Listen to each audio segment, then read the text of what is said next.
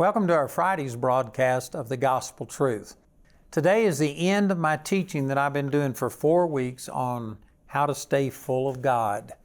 I know that title, this is a little strange and it kind of puts people off, but this is a powerful teaching. It's something that is a really a mainstay in my relationship with the Lord. And today is my last day to teach on that.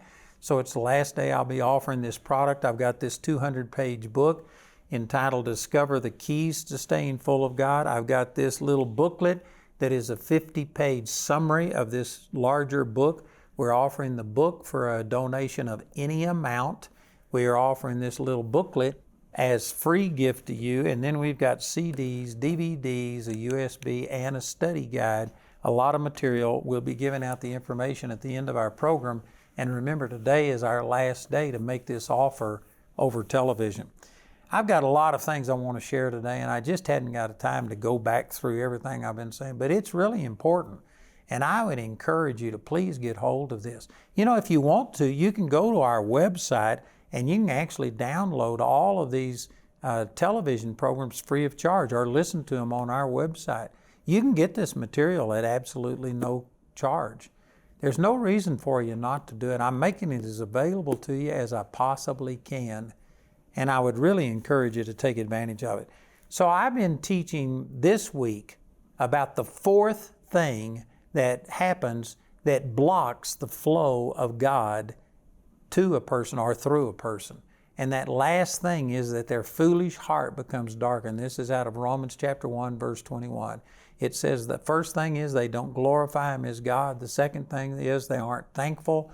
The third thing is their imagination becomes vain, and then that causes their foolish heart to become darkened or insensitive to God. And I've been talking about how you can reverse this process. And one of the things that I've been saying is that it's never God who quits giving His blessing, joy, peace, and everything. It's us that quits receiving because our attention gets put on other things and all of these kind of things. So actually, I was using Abraham as an example, that Abraham isn't a person who had more than we had.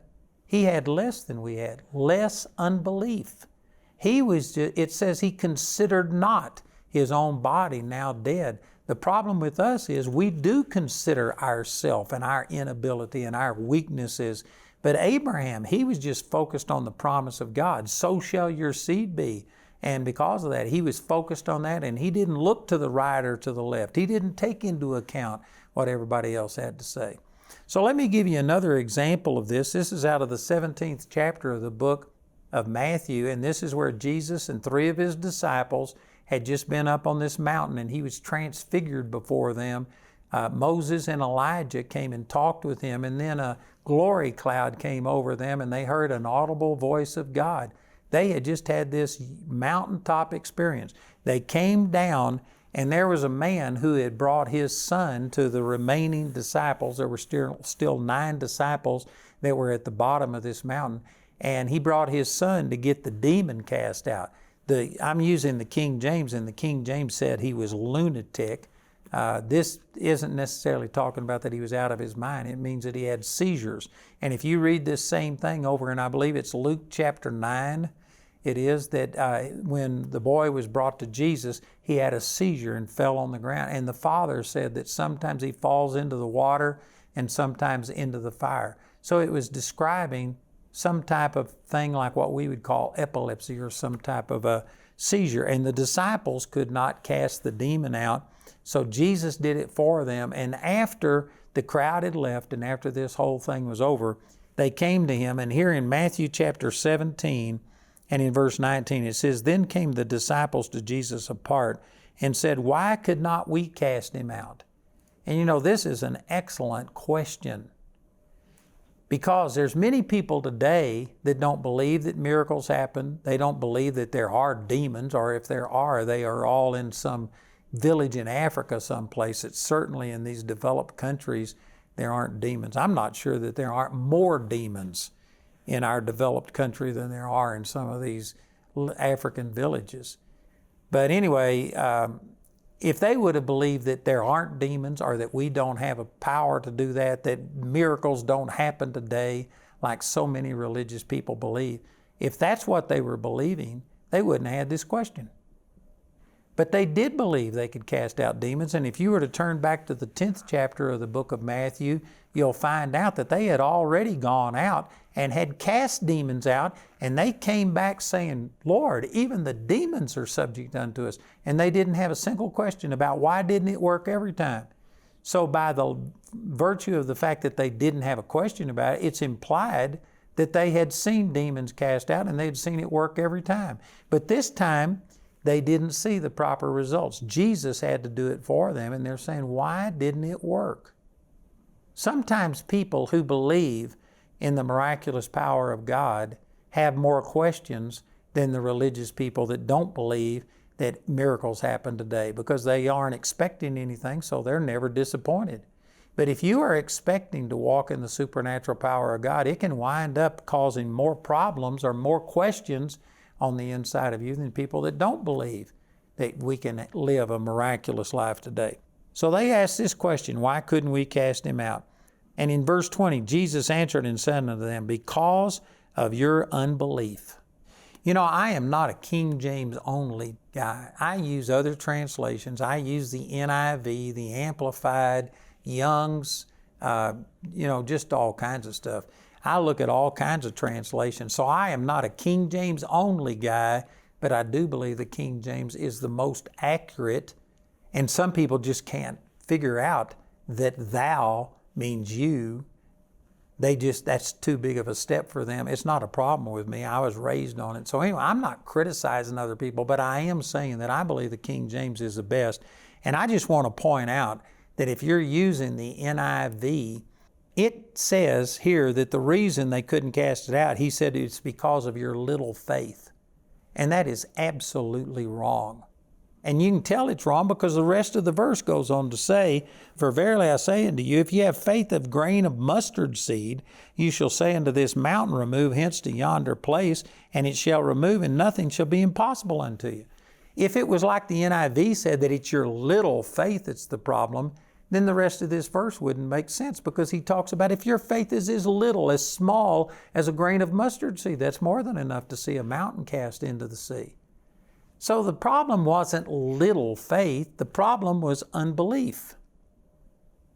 And let me just say while I'm talking about this, that verse 21 where it says, howbeit this kind goeth not out but by prayer and fasting, that's not even in the NIV. They just chose to take that verse out of the Bible.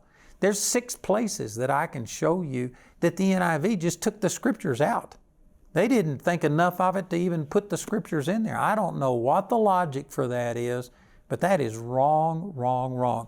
Verse 21 is absolutely essential to understand what he's saying. And in verse 20, it's unbelief is the problem, not little faith. You miss the whole thing of what he's saying if you interpret it the way the NIV had this done. So if you've got the NIV, you ought to get yourself a whole Bible, one that will translate it accurately, and use that. And so he says, what's the problem? He says, it's your unbelief. So here's a point. I've touched on this before when I was talking about Abraham. It's not that Abraham had more than we had. We've got more than Abraham had. I've already quoted this, but over in Matthew chapter 11, Jesus was talking about John the Baptist, saying John the Baptist was the greatest among any person who had ever lived. That makes him greater than Moses, Elijah, Jeremiah, Daniel, Hosea, anybody. You name anybody. John the Baptist was greater than them, but it goes on to say, nevertheless, he that is least in the kingdom of heaven is greater than he. If you think you are the least Christian today, you're greater than Moses, Elijah, Daniel, Hosea, anybody. Man, that is a huge statement. So we've got more. 2 Corinthians chapter 3 says that what we have makes what the Old Testament people had have no glory in comparison. What we've got is so glorious it makes them look like what they've got is nothing in comparison. You have the fullness of the Godhead dwelling on the inside of you bodily if you've been born again. You've got faith that Moses would have loved to have had. and it's resident on the inside of you. It's not something that comes and goes. It says in Galatians chapter 5, verse 22 and 23, that the fruit of the Spirit is love, joy, peace, long-suffering, gentleness, goodness, faith, meekness, and temperance. Faith is a product, a fruit of your spirit, and there is no dormant season in the spiritual realm. All of the time, you've got the supernatural God kind of faith on the inside of you. You don't have a lack of faith. The problem is, just as Jesus described here, you got an unbelief problem. And this relates back to everything I've said about Abraham this last week over in Romans chapter 4. The reason he was strong in faith was because he didn't consider anything that was contrary to the promise that God had given him. The reason most of us are weak in faith is because we do consider all of these other things. We are plugged into the carnal, ungodly thinking, the unbelief of this world in ways that no group of Christians have ever been plugged into the world. Because of our communication today, we pay big bucks to have unbelief piped into our phones, and we sit there, and I've read things that the average American spends 4 to 5 hours a day on the phone, and I can guarantee you, you aren't doing something constructive. You're looking at all of the negative reports, all of the evil things that are happening all over the world. There's a place for that to a degree, but not for you to spend 4 or 5 hours a day on your phone or watching television, listening to all of the ungodliness and the bad news that's coming out, and then you counter that with a 15-minute devotion. It's not going to work. We are just being overwhelmed with unbelief. So the Lord was telling His disciples, look, you guys, you had faith. You've used your faith before. You've cast demons out before. But this time, it was your unbelief that negated your faith. And this is a thought that a lot of people have never had. They think that if you're operating in faith, you automatically have no unbelief. Or if you have any unbelief, you automatically don't have any faith. They see them as opposites that cannot exist together. But you can have faith and unbelief at the same time. That's the reason that in Mark chapter 5, when Jairus' disciples came and said, don't trouble the master anymore, your daughter's already dead. Jesus turned and said, fear not, only believe. Why did He say only believe? Because you can believe and disbelieve at the same time. You can have faith and unbelief at the same time. And they're counterbalancing forces. They oppose each other. You can dilute your faith by having unbelief over here. So instead of trying to just increase your faith and get to where you have this huge amount of faith, all you need is a little faith. A mustard seed amount of faith is enough to cast a mountain into the sea by just talking to it if you don't have any unbelief that opposes it. So there's different types of unbelief. It says in the next verse, this verse that doesn't even exist in the NIV Bible, it says, howbeit this kind goeth not out but by prayer and fasting. People have interpreted that's talking about this kind of demon only goes out through prayer and fasting. That's not accurate. There is no demon that you have to add prayer and fasting to faith in the name of Jesus to get rid of it. If faith in Jesus isn't enough to get rid of a demon, well, then your prayer and fasting is not going to do it either. Prayer and fasting doesn't affect demons. What it does is affect your type of unbelief. That's what the subject of the 20th verse was. Why couldn't we cast him out? Because of your unbelief. And this kind of unbelief only goes out through prayer and fasting. You know what prayer and fasting does? If you do it correctly, now you can pray religiously, you can fast religiously. There's people in other religions that fast. And if you do it just as a physical thing, all you're going to do is get hungry. But if you do fasting correctly, fasting isn't only a withdrawal from food, but it's a replacing the focus that you would have had on food. You're replacing it by focusing on God. Or as Jesus said, man doesn't live by bread alone, but by every word that proceeds out of the mouth of God. So instead of you getting nourishment from food, You are turning from that food and you're filling that time with being focused on God. If all you're doing is going without eating and you're doing your normal daily activities, I'm not saying that there's no benefit to that, but you're diminishing the benefit. Isaiah chapter 58 tells you about what a godly fast is like, and it's a day for you to withdraw yourself from all of the things that you normally do, and you just shut yourself up and you focus on God. Here's why fasting and prayer affects this type of unbelief. Because I hadn't got time. My last program, but in my estimation, there's 3 major types of unbelief. I'm not even got time to tell you what they are, but the last one is just a natural unbelief that comes when you see something contrary to what you're believing for. There's just a natural thought of unbelief. If you pray for somebody to be healed and if they fall over dead, there's naturally going to be a thought, it didn't work. And that's not demonic. That's not wrong teaching. That's not ignorance. It's just the fact that what you're seeing doesn't match up with what you're believing. You're going to naturally have some thoughts of unbelief. How do you get rid of that kind of unbelief? This is what fasting and prayer does. Because when you are praying, if you're doing it correctly, you're talking to someone that you can't see, and you're also hearing them talk back to you, which you can't hear with your physical ears, but you're hearing it with your heart. And what you're doing, you're training your body, your senses, your 5 senses, that there's more than just what you can see, taste, hear, smell, and feel.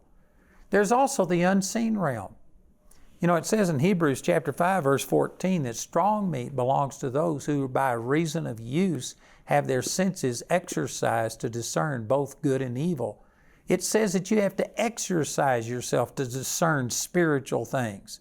And one of the ways you exercise yourself is when you pray to a God that you can't see, and then you hear a God that you can't hear with just your physical ears. You're training your 5 senses that there's more than just 5 senses. There's a 6th sense, faith, that you can reach into the unseen realm. You can communicate with a God who can't be seen or felt physically, but He can be seen with your heart, and you can feel Him in your heart. You're training your senses. You're exercising them to discern that there's more than just this natural realm. And the same thing happens, see, with fasting. Did you know that our 5 senses, what you can see, taste, hear, smell, and feel, probably the easiest to aggravate, the quickest to rebel is your appetite. Because, man, there's a lot of people, there's people watching this program that you've never gone more than just a few hours without food in your life.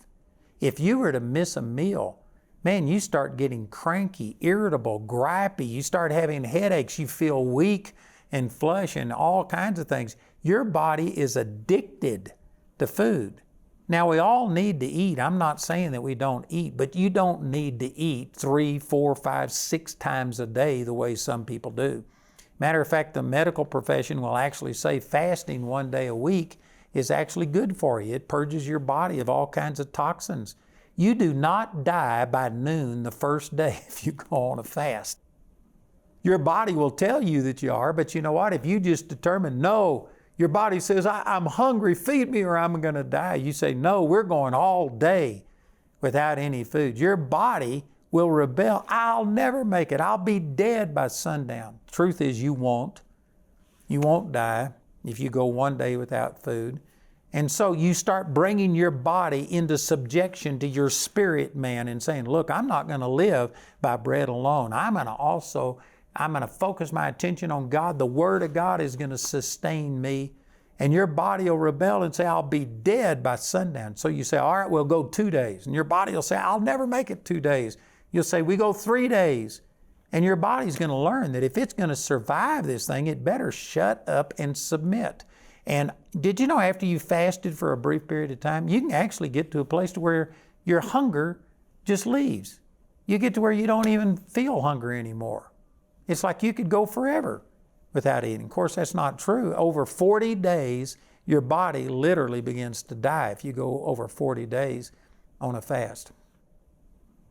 But you start bringing your body into subjection, and then when God starts speaking to you and you're now focused on the Lord in a way that you weren't, because you were so occupied with just this affairs of this life, not only eating, but your work and everything else. You just separate yourself, you focus on God, you start hearing, God starts speaking, miracles start happening, your body gets healed, things happen, and you've just trained, you've exercised your senses to discern that there's more than just this physical realm.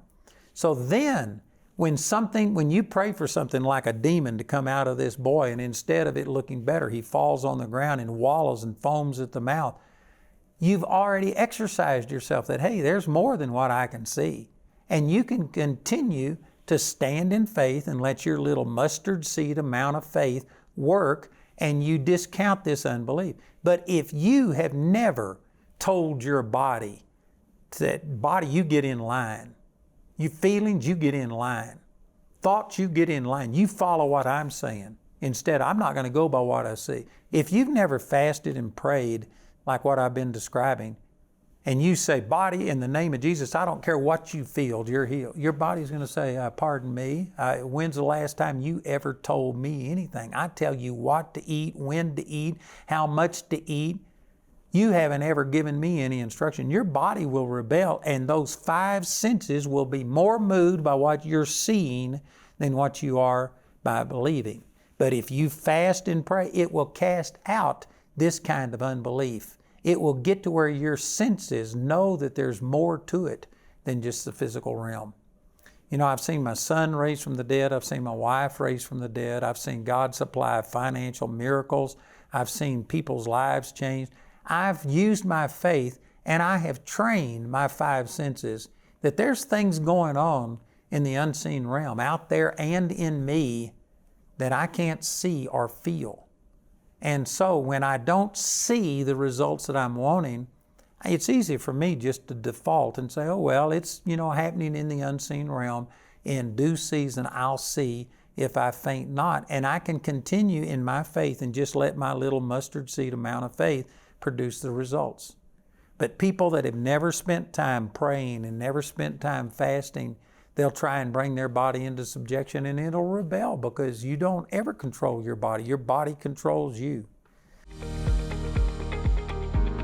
Hello, this is Andrew Wommack, and if you've enjoyed our program there on YouTube, I encourage you to like, share, and subscribe to our YouTube channel. Share this with other people because, man, these truths will set people free. So check it out, like, share, and subscribe to our YouTube channel.